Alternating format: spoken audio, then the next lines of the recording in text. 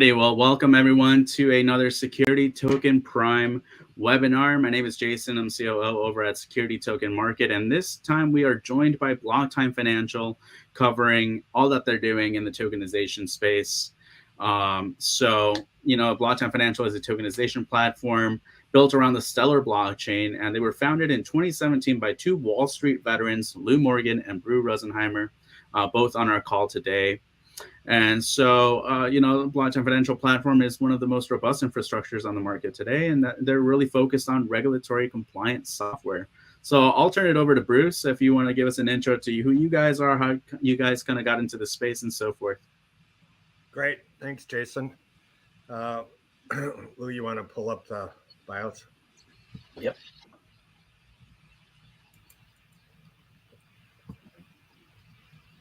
So I'm Bruce Rosenheimer, co-founder, along with Lou Morgan of Blocktime Financial. As Jason mentioned, we started the firm in 2017 after doing a lot of due diligence in 17 about blockchain and blockchain-related technology. I spent the vast majority of my career on equity capital markets desk at Citibank, managing director, worked with some of the largest hedge funds and financial institutions around the Midwest and in Canada. Did a number of capital raises for many institutions. Lou Morgan, my partner and co-founder, runs the technology group at the firm and is in charge of the dev team. Lou spent 30 years on the floor of the CME and CBOE. He also ran a broker-dealer and is very familiar with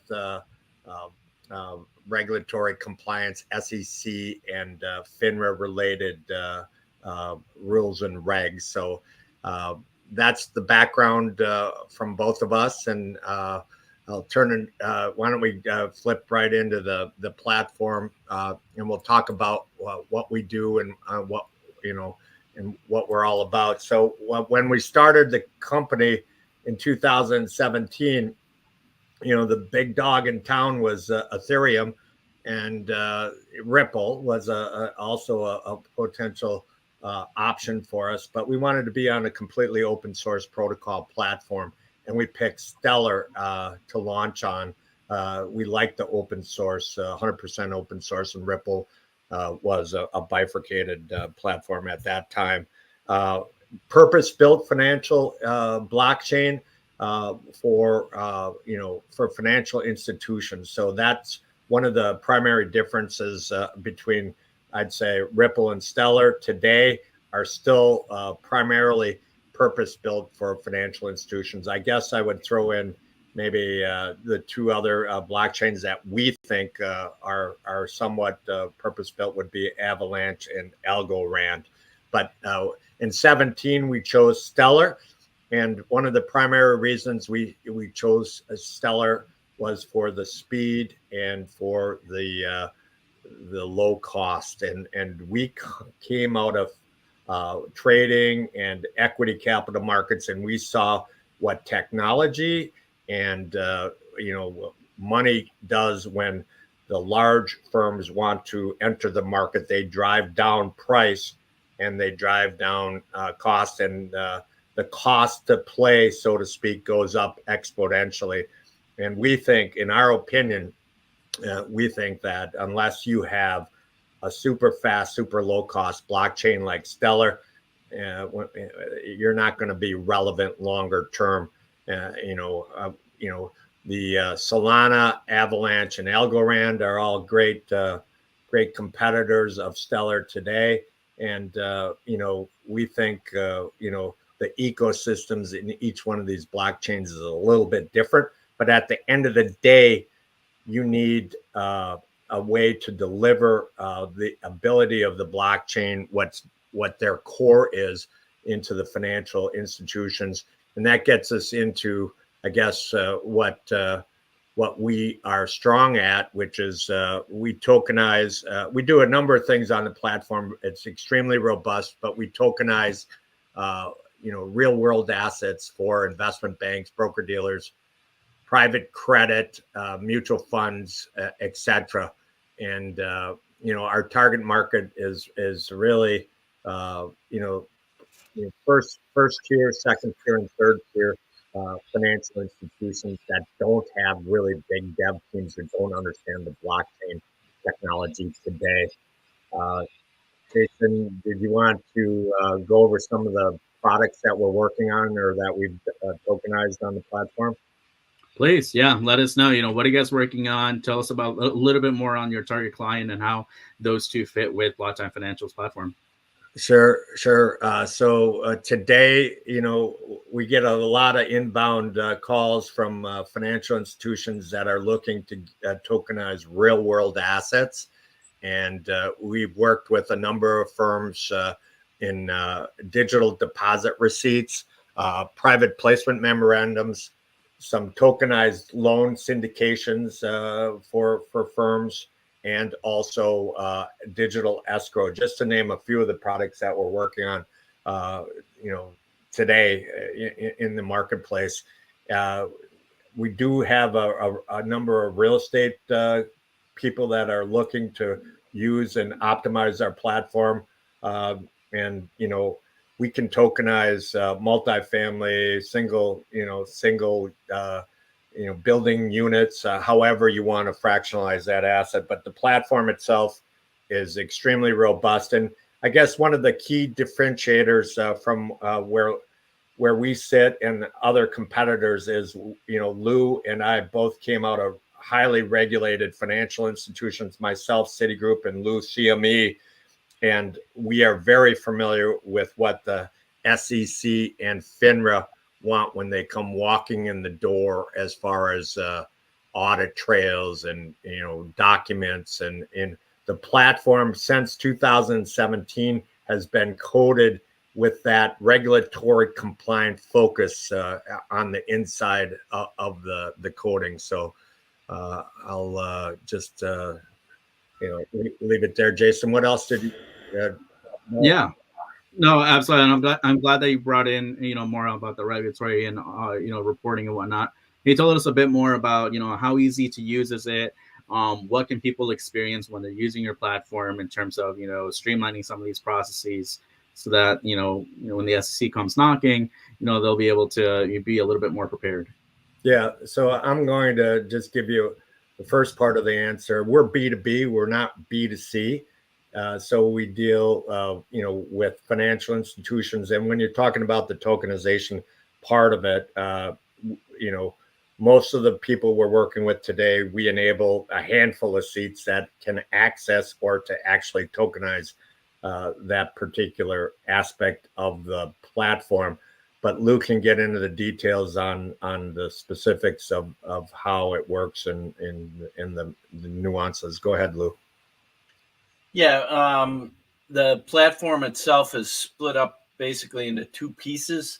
We have a back end that is a REST API, very industry standard type setup.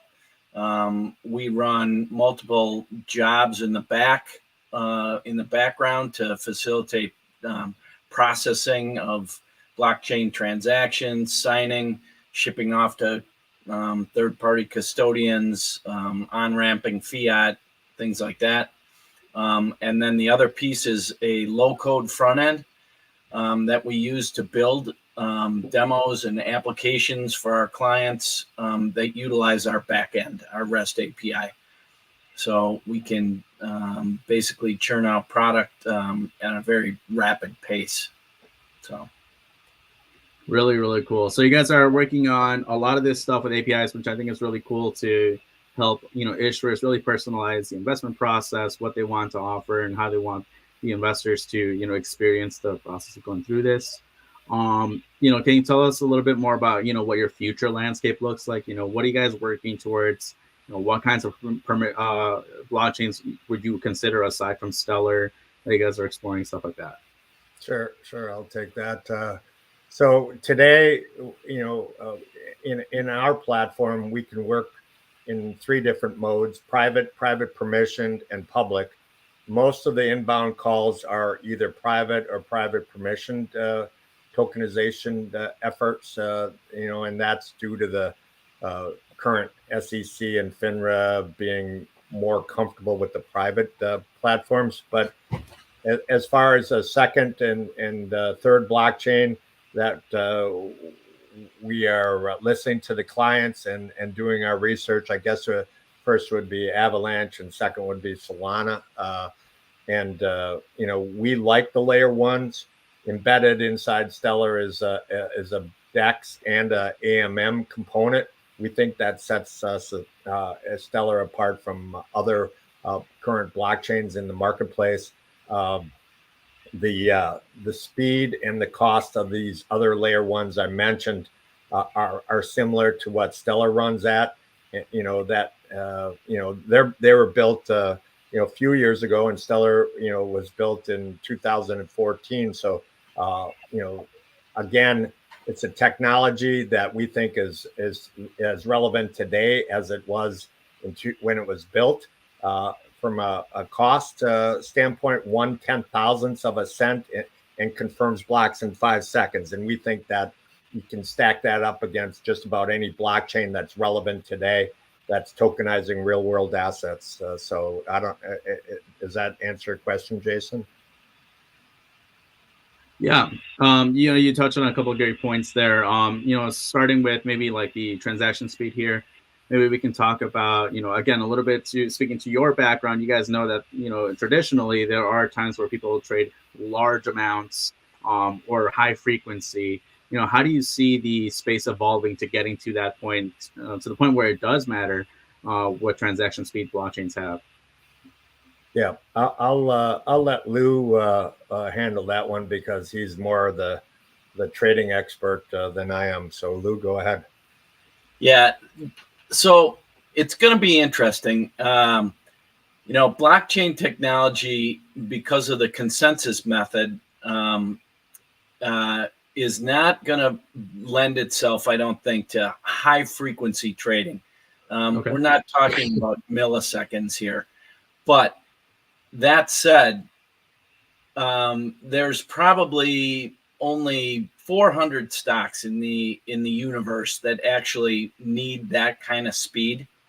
The rest of the trading world, the 6,000 other listed stocks and the bonds and the loans and things like that, 5-second confirmation time is plenty fast for that kind of thing.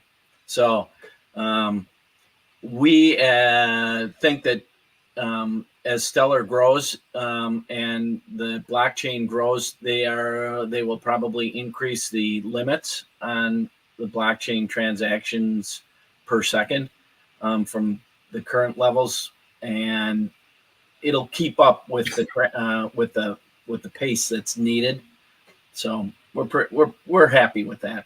Yeah, so I'll add. So Jason, just to give you a reference, today on Wall Street, if you do a stock trade or a bond trade, there's about 7 to 8 different touch points along the path in order to do the start to finish from the beginning part.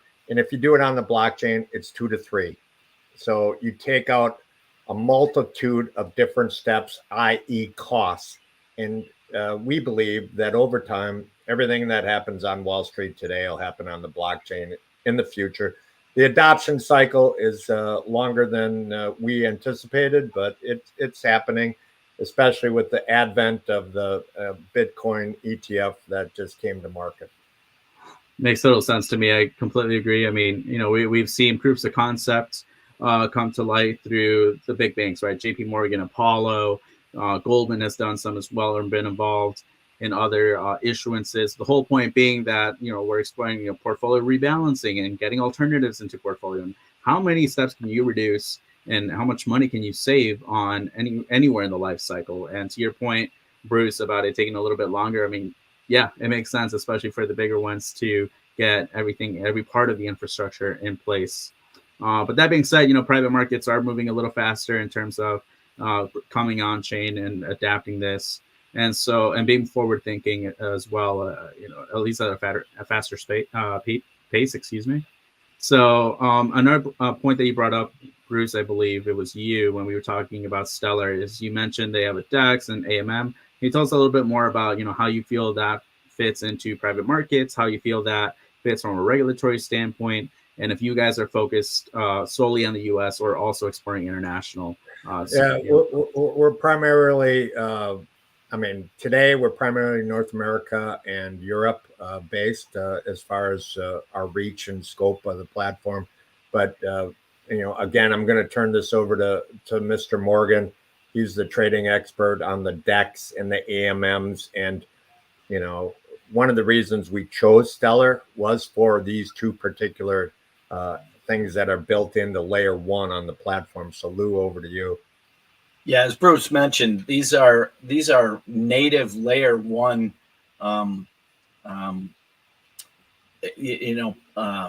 use cases. So let's start out with the DEX. DEX being a distributed exchange, a decentralized exchange. Okay, so if you picture, if you think of the decentralized exchange as the central limit, a central limit order book, not unlike the New York Stock Exchange, the NASDAQ, or CME for that matter. People put orders in and they get matched against other orders. This technology is built in on layer one on Stellar. So you can place an order to swap two assets atomically on layer one. And that was a huge, a huge component for us to choose Stellar. As Bruce mentioned earlier, it takes out, 5 or 6 touch points after the fact, after the trade, post-trade processing. So that's huge. Protocol 18 brought about the AMMs. They're automated market makers or liquidity pools. So in that case, a user can deposit 2 assets into a liquidity pool at an exchange rate for those 2 assets, and the people that don't want to utilize the central limit order book can utilize the AMM and swap 2 assets atomically, and basically have a market available to them all the time. That market's available because it's on the Stellar blockchain 24/7, 365.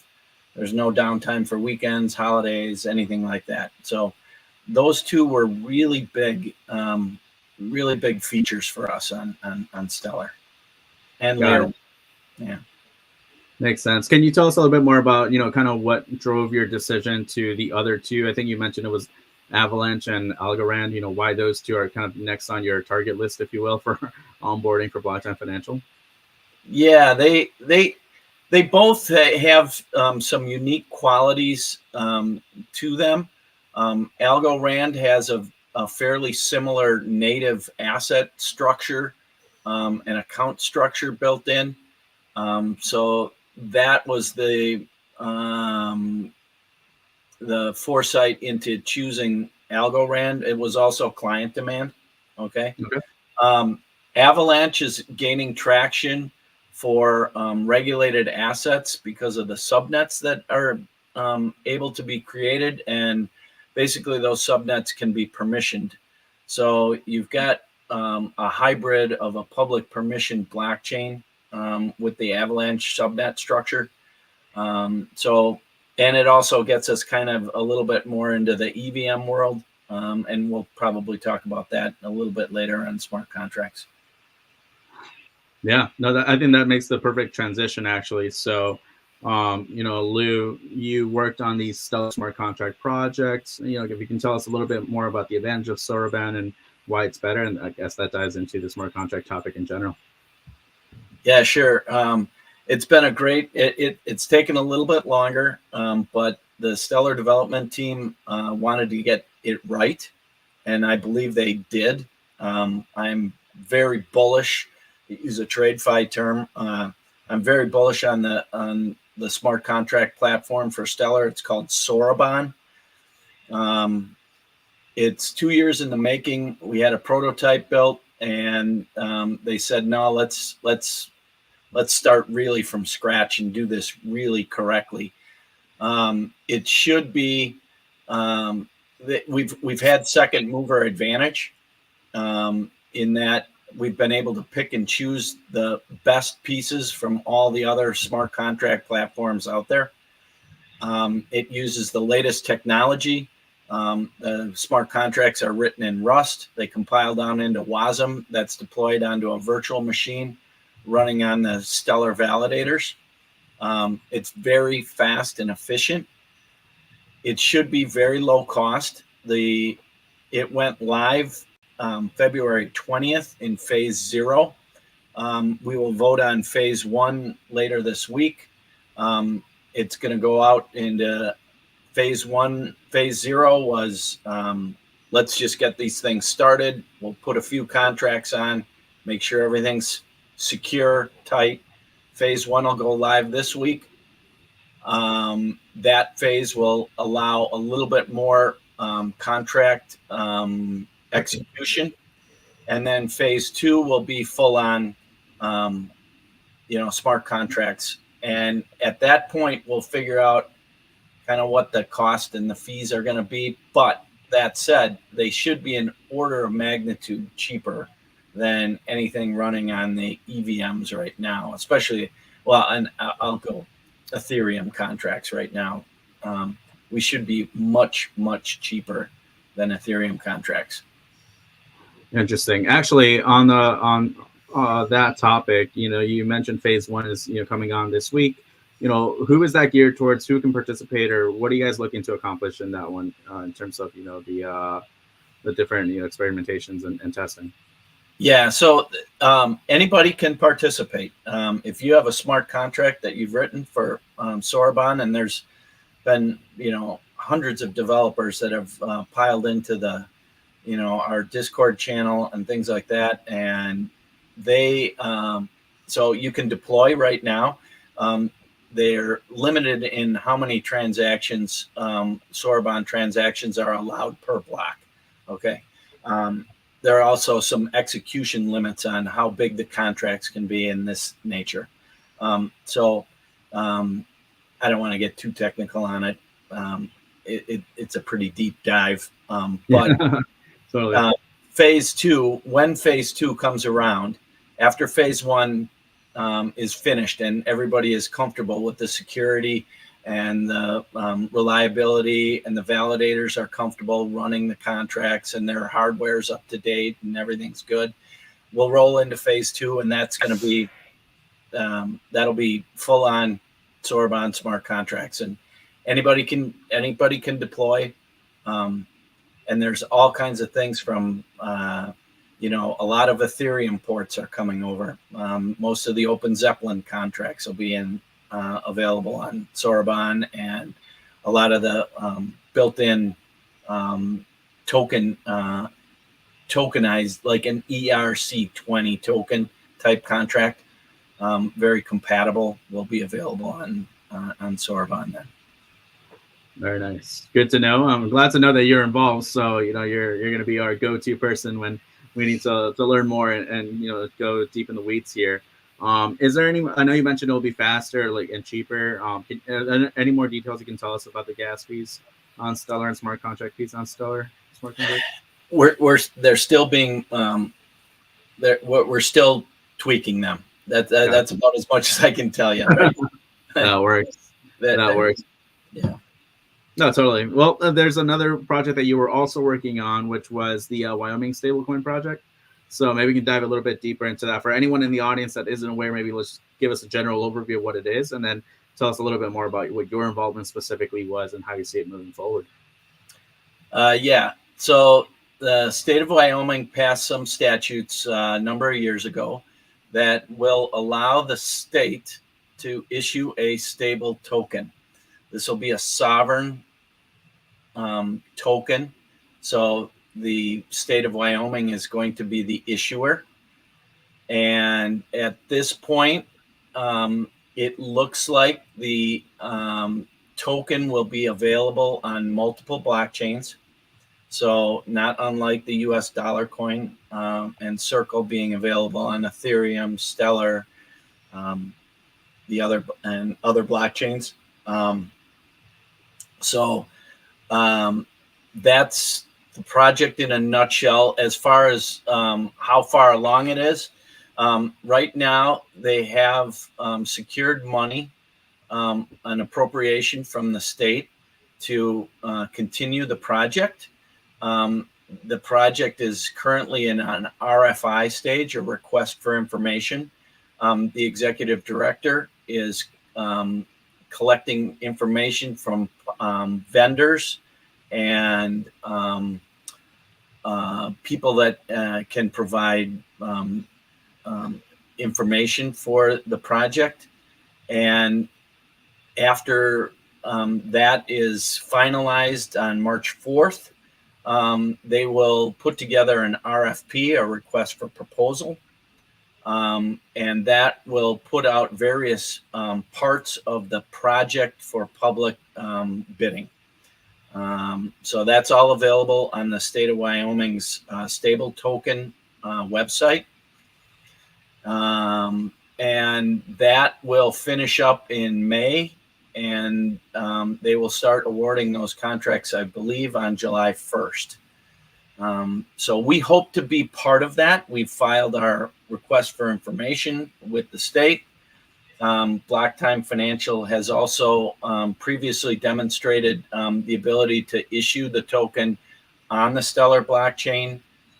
We've made public comment before the Wyoming Stable Token Commission, and that's been covered under, covered with a few the news papers in Wyoming. So we're super excited about the program, and we think it's going to be something that goes forward and may be a blueprint for the federal government at some point.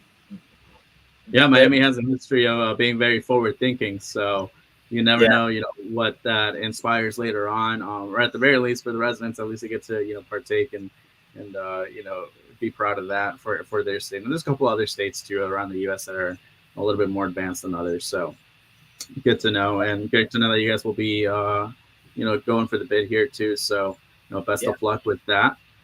Is there anything that we're missing on that topic, by the way, before we move forward?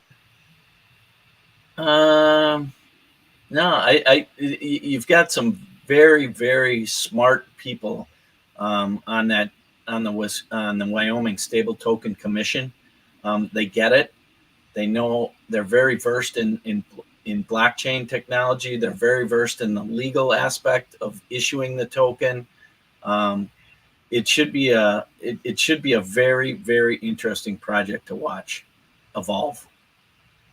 Really? Yeah, the governor of the state was on the Kansas City Fed, so he's very dialed in, so to speak, on payments and how things move around inside, the Treasury and large financial corporate institutions.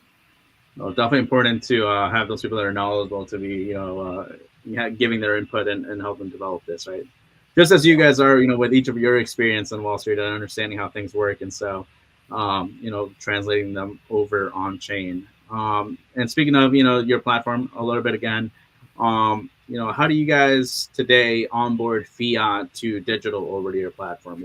I know on-ramp and off-ramp has always been a touchy subject for many. So, I just wanted to learn more about how Block Time handles that.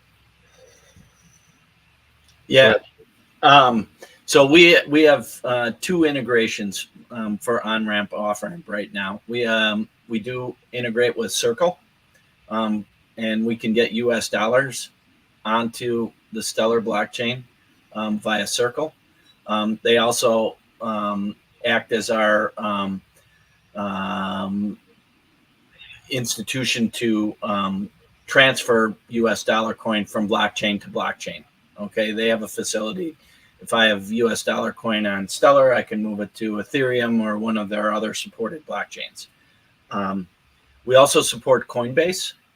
We have an API into Coin connected. Our API connects to their API, which allows people using our platform to not only on and off ramp fiat dollars but to buy, sell, hold, trade on Coinbase. And also Coinbase can provide custody. They're a third-party custodian for our platform. That's Coinbase Prime, right? Yes, Coinbase Prime. Awesome. So, awesome. No, that's great to know. And so for anyone watching, or if you know anyone that, this would be a good fit for, definitely hit up Lou and Bruce. Audience also, remember you guys are able to submit questions through the live stream here, so feel free. But without further ado, we'll move on to, I guess, the next topic here. So, Lou, we understand that Stellar has the built-in exchange, which I think we touched on a little earlier with Bruce. But that's how does it work? How is it different from other chains today? If you could just dive a little deeper into that. Yeah, so the Stellar DEX is built in on layer 1. So this is unique. I think this is unique to Stellar. It's a decentralized exchange. So the exchange is distributed around the world, right? And it operates 24/7, 365. The fact that it runs on layer 1 makes it an extremely low cost, option for an atomic swap. So I think that part of the decentralized exchange probably needs to, a little bit more explanation, because people, they're like, yeah, but I'm just trading one thing, but it's very unique. When you swap assets on a blockchain, if I have US dollar coins in my account and I want another asset, say it's a wrapped Bitcoin or a wrapped Ethereum or something like that, I can put in my order and I pledge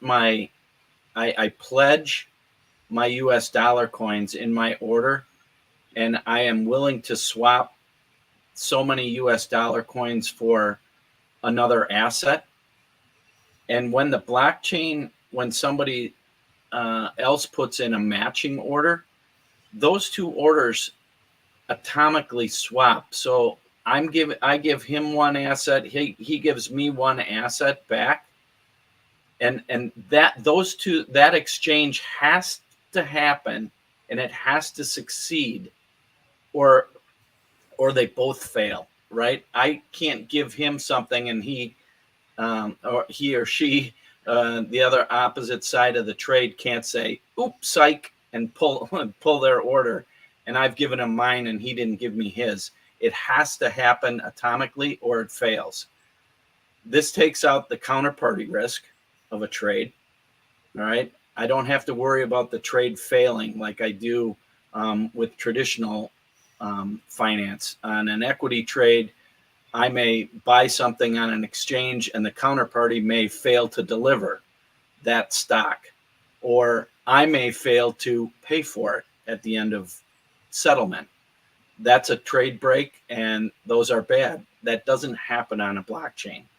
So it's a very, very powerful, technology in that sense. Absolutely. No, I love it, guys. I love it. And that's also great, again, for when institutions continue on board and whatnot, to continue taking those things into consideration, right? I mean, obviously they want to limit the risk. They want to be able to play around with the technology and understand that, they're not going to completely lose something and whatnot. And again, it has to align with their current systems and what they're used to in terms of that environment and processes. So question for you guys, which I love to ask people on webinars, interviews, anything, is, who's going to get there first? Who's going to make this happen for everyone? Is it the fintechs or is it the institutions, the incumbents? Bruce, why don't you handle that one? It'll be interesting for you guys because you guys are technically both. Yeah. Or come from both. Yeah. Well, let's just say we've had, or we're having, a number of conversations with significant institutions in New York, all right, and in Europe. And I'd say for the most part, most of those projects are still kicking the tires, right? So they are publicizing some things that they're doing on the blockchain, but like real volume and real flow is not really, in our opinion, happening at those institutions. Where we are seeing traction and we are seeing involvement is second, third, and fourth tier financial institutions. And we think they're going to be let's say, the forward leaning and the early adopters because they understand the power. The big firms understand the power of the blockchain and the ability to drop operating costs 20 to 40%, depending on what product or what you want to look at from an overall standpoint. But the second and third and fourth tier institutions, want to deploy because they understand how quickly it adds to their bottom line. For JP Morgan or any of the big guys, might be a rounding error initially when they start to implement the blockchain, but for a smaller institution, it adds, incremental ROE and bottom line, numbers immediately to their firm when they start to deploy it. So we think it's going to be second, third, and fourth tier institutions and fintechs that adopt. Makes sense. Yeah, we've seen a lot of entrepreneurial types that really get blockchain, and they're going to be adopters. They're going to make product. They're going to make applications, and you'll see a lot of new companies, I think, coming up and utilizing blockchain. 100%. Yeah, and even for the institutions, right? We know that there are some that have full departments solely focused on blockchain, digital assets, tokenized assets, and then there's other institutions that have maybe a couple people, a small cohort, a team to look into it that are somewhat on their own, and so it varies in anywhere in between there. So, and to your point, Bruce, too, on the point of operational efficiencies, I mean, that's another motivator, right? Not to discredit those that are actually deploying as well. It just depends on what your goals are, what your company's mandates are, and how you're envisioning this going forward for you first. Regardless, though, I think that it's great to see many people just onboarding and coming on chain, exploring the technology. But as we all know, and we've been preaching this for years, it's still the somewhat nascent days. I think we're finally seeing some traction, but there's still a long way to go for sure to get everyone's processes and infrastructure on chain. So with that, guys, is there anything that I'm missing? Anything that people should know about you guys, about future plans, what you guys have cooking? Anything that you guys would like to share that we haven't covered yet? The smart contract rollout on Stellar, I think, is going to be, just a real huge opportunity for people that want to be on the Stellar blockchain. So we highlight that. We're working on, some really interesting projects from a development standpoint for firms that are raising money that we think, will be 3 to 6 months out, but when they come to market, it'll be, we think some very cool products, and even today, Jason, what we're talking about is a lot of old Wall Street technology that can be applied to the blockchain. But, like when you start thinking about some of the really, really fractionalization opportunities that when you talk about monetizing money or assets, that is just going to be a real game changer for the ability for a financial institution to reach down in units and lower volume. So, so many things we get excited about, Lou and I. Yeah, we've got, identity tokens that are being issued. We've got, we're talking about micro loans, things like this that just become available because of blockchain technology.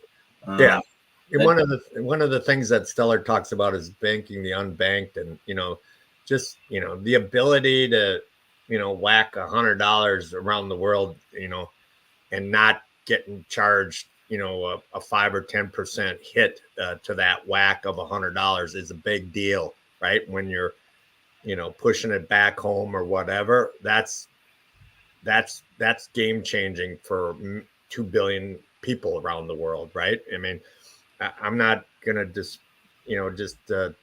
look, we know that what the credit cards charge and what PayPal and Venmo are charging on the in and out. And when you can do this for, I mean,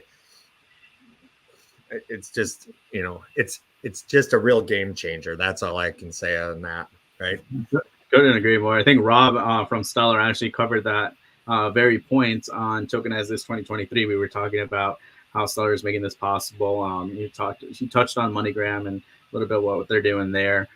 So again, remittance payments is a great use case. It's maybe not the first thing that many people on Wall Street will think about, but again, to my earlier point, it just depends on what your goal is and how you see blockchain technology evolving your needs and your processes. Yeah. So that's just one of the many things that the blockchain platform can do and enable, right? And you have to think of this as a new tool, for your i.e. brokers, right? If you have 6,000 brokers around the world, to say, hey, we have this platform over here that, you can, instead of charging, what Venmo or PayPal are charging, you can utilize this and push it to your relatives and family around the world 24/7, 365 at a fraction of the cost.